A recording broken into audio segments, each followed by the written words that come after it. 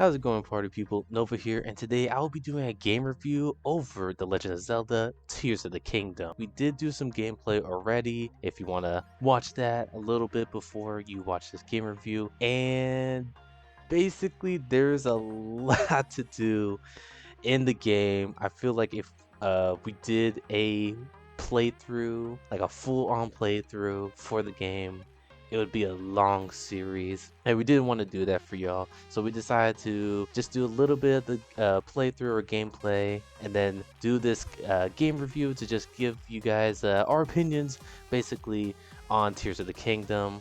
Which, I mean, I don't know, if you see me play it, you know I absolutely love the game, but we'll get much more into that in the video, so why don't we just hop right into it. To start off, I would like to go over some key points about Tears of the Kingdom. First being the map. So it is the same map of Breath of the Wild, literally the prequel or sequel of Breath of the Wild. After the events of defeating Calamity Ganon, we go searching basically underneath Hyrule Castle with Princess Zelda, thus leading to the events of Tears of the Kingdom. But the map throughout the gameplay did surprisingly did not feel like the same map of Breath of the Wild. We the players know that like this is the same Hyrule we literally just defended against Calamity Ganon, but it did not feel like that whatsoever. The chasms that appear during the upfill just are mind-blowing, completely dark. It brings out the worst possibilities that you're imaginary, that you're imaginary, that you can't imagine. That's what I'm trying to say. Hard to speak. And the upfield also brings up the floating, how do you say it? Land, basically, floating land, giant rocks in the sky, where you could do little runes and stuff like that as well. So when you are traveling throughout Hyrule, not only are you on basic land Hyrule, you're also in the sky above Hyrule. You're underneath Hyrule. You're exploring so much more of Hyrule, and I completely love that. I love that they added that element of which, like, you're gonna explore Hyrule. You're gonna get to know Hyrule, and I absolutely love that about Tears of the Kingdom so far. Hey, that's why there's just so much to do in this game. So much to do. Next, I'd like to go for basically traveling across Hyrule. In Breath of the Wild, we had horses, we had the glider, Rivali's Gale to help us reach as much as the map as possible. Flying bombs, you know, if you know the trick, flying bomb tricks to fly across the map. But in Tears of the Kingdom, they gave us so much more to help us travel, introducing one of the abilities that is quite amazing, honestly. So if you don't know it, it's called Ultra Hand, which is an ability that basically you can grab items and attach them to one another. Basically, it's like you super glue them together. With other devices, you can create so many gadgets and inventions. Literally, you can create your Ford F-150 and travel across Hyrule. You can create planes and fly across Hyrule. Who needs Rivali's Gale when you can literally just fly yourself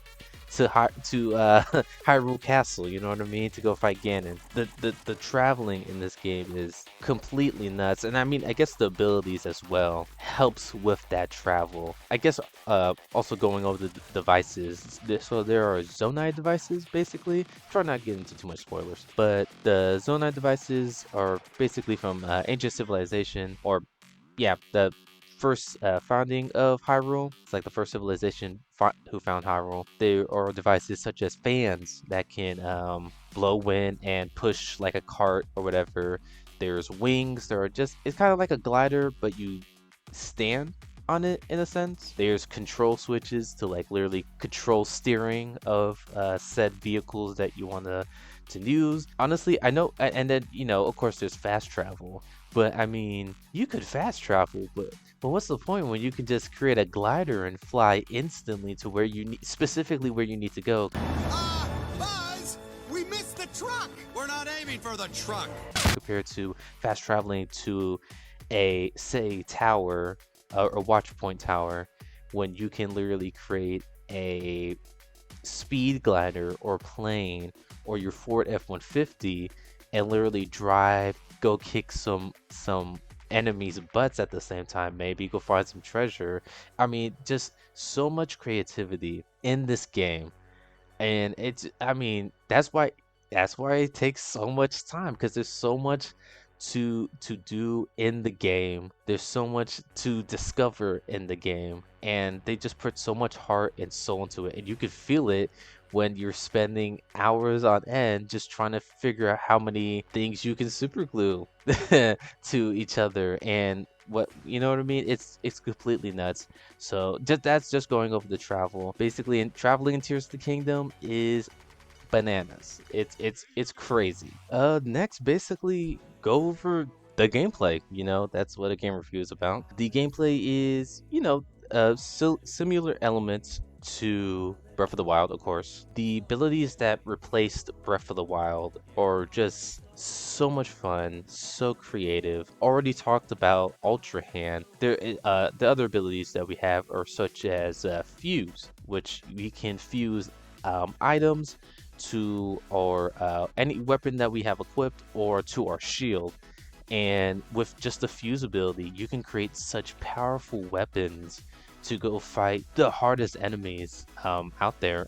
Chimeras beware, because we can literally create weapons that 3 tap you, 2 tap you, possibly even one. I don't know if I've seen someone create a weapon that can 1 tap, but there's probably one out there. I wouldn't be surprised. Legend of Zelda players are crazy. But I mean, the fusibility is completely nuts and changes up the game so much. And then even fusing to the shield, we can do the bomb shield trick. If you see it in my gameplay, or I mean, you've probably seen a bunch of people do this. Equipping the flower bomb to your shield and then doing a cool little shield kick or whatever, and just going flying in the sky. Super cool. You can even equip a minecart to your shield and just go Tony Hawk and just go skateboarding around Hyrule. I mean, just so much to do, so much creativity. It's mind blowing. Like you just, it's like a kid in a candy store. There's just so much to do, so much possibilities, and like you don't know what's gonna come out of any of these things that you create. Super awesome. Just those 2 abilities, hands down, make the game so much fun. Everything else in the gameplay, of course, is just standard Legend of Zelda, or I guess Breath of the Wild. Fighting, when you are doing just shield and weapon is the same. When are you doing that? When you can just bring a tank into a fight, or you could bring literally a robot to come into a fight, dropping an atomic bomb on a whole enemy camp. The combat in this game, yes, it's same when you're doing weapon and shield, but the combat is so different now because they just said let loose, do whatever you feel like is the right way to fight your enemies, and I absolutely love it. Other than that, the gameplay similar to Breath of the Wild, and that's not a bad thing. Breath of the Wild was fantastic. And so when you keep the good elements of a game, bring it into your next game, and just add on to that, that is all you could.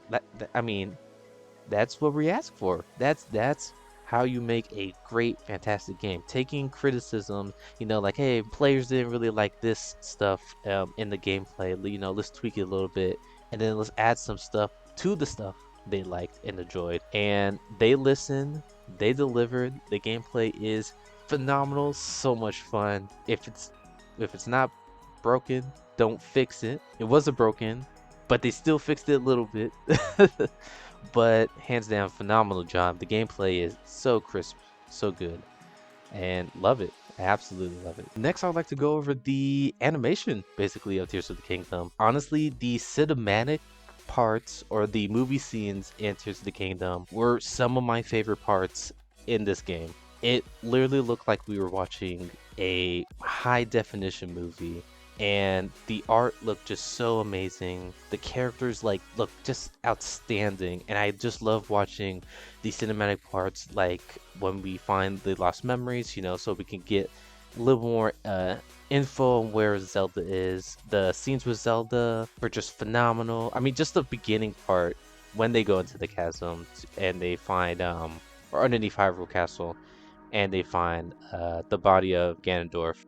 Chills, chills. I mean, those cutscenes and cinematic parts were so good. I absolutely loved them. Also, going into that, character designs and just the characters in general. I mean, it's hard to hate any character in this game. I feel like they just put a lot of heart and soul into these characters, and you can definitely feel that. I mean, we got to see my boy Tulin, that glow up. He looks phenomenal. My boy is fighting just to be like his father, you know what I mean? And I love seeing that. Just every character just doesn't feel like, some generic character like, oh, help me on a mission, stuff like that. They have soul, they have reason, and I absolutely love that. And if you give that to me or players, I'm gonna put my heart and soul into the game. You know what I mean? If, like, I'm speechless. You know what I mean? Absolutely speechless. I mean, that's what I love about like the the Legend of Zelda in general. Like just all their games, their characters are so, how do I say? I guess recognizable. Is that the word? Like just like they're ingrained into your head and you just remember them and who they are and what they are as a person, and it's just so great, so phenomenal. Love the characters, love the art style, the animation, all that. Chef's kiss. Loved it. So all that's left is my verdict for the game. Tears of the Kingdom is a great follow-up from Breath of the Wild, bringing some elements from Breath of the Wild that we absolutely love, and bringing it to Tears of the Kingdom with a few little tweaks and really fun gameplay mechanics such as Fuse, Ultra Hand, Ascend, just to name a few, and just make this game absolutely crazy. And I love it. The cinematic parts in the game, the art style, and the characters, so good, so amazing. It's so great to see characters that we kind of grew up with in Breath of the Wild, and see them grow up with us. Shout out Tulin and all the other guardians and stuff like that. But it's just so amazing. It really does make me speechless, and I mean I've been speechless throughout this whole game review, honestly. That's why I'm giving Legend of Zelda Tears of the Kingdom a 10 out of 10. You heard that right, a 10 out of 10. You can't beat it. You really can't beat it, man. And honestly, I would not be surprised if Legend of Zelda Tears of the Kingdom wins Game of the Year. This game is groundbreaking. It's so good. Literally just followed its predecessor of Breath of the Wild and said, "Hold my drink. I'll do you one better." And I absolutely love that. So, shout out to Nintendo and all them who made the game. Shout out to y'all. You giving us a good time, a good time. But with that being said, don't forget to like, subscribe, and leave a comment. Maybe give me what your rating is of Legend of Zelda: Tears of the Kingdom. Would you rate it even higher than 10 out of 10? Would you rate it lower out of 10 out of 10? I mean, I guess you could, rate it higher than 10 out of 10. Yeah, you can change the scale to however you want, but leave it in the comments if you want to. With that being said, I hope you guys have a fantastic day and have a good one.